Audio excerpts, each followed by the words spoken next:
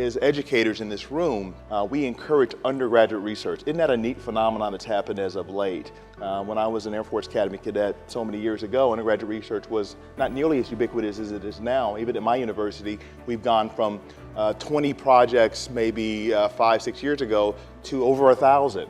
So tell me a success story about research in the last 10, 15, 20 years that you either know about or been a part of to uplift our spirits, because great things are happening in research across these three pods, and I'd love to hear any of you. Or maybe we'll start with you, Subra. I know you're very close to this. Well, I think one of the biggest success stories in not just in science, but in human engagement is the fact that for the first time in the history of the world and the first time in the history of technology, an individual citizen of the world, no matter where he or she lives, whether in a developing country or a developed country, has the opportunity to connect, to access information, and also be part of a big data through a two-way communication process through a mobile device, which doesn't cost a whole lot of money. That's right. That has never happened before in any of the industrial revolutions in the history of humanity.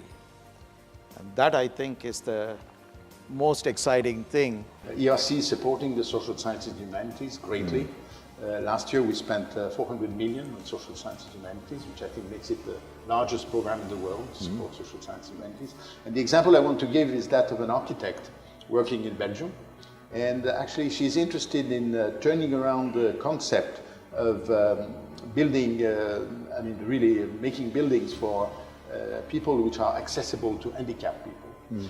And very often the way architects live through this is through constraints. There are regulations you have to do, and your building has to do this and that and that. So our old project, which is a very ambitious project with a lot of thinking into it, is to say this should not be thought that way. You should consider this as a challenge, and the right way of addressing the challenge is to involve handicapped people at the creative level.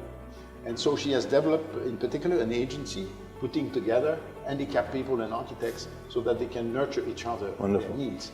And to really, instead of seeing this as a constraint, which you have to follow the regulations and so on, use this as a trigger for new creativity. There's probably been no more exciting time in science and tech.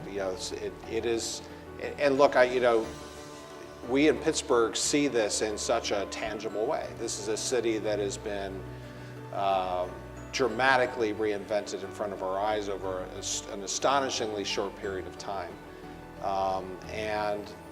Signs of that potential impact are in front of us every day. Every time an Uber car goes by with its driverless technology, or every time we're talking about some of the exciting autonomy and automation issues, and you look at the nature of the companies that are coming here, the power to reinvent is real. It's accelerating. I know you all are enlightened and feel happy having heard these three very, very bright individuals tell their stories about the future of research. And let's just give them a round of applause and say thank you again.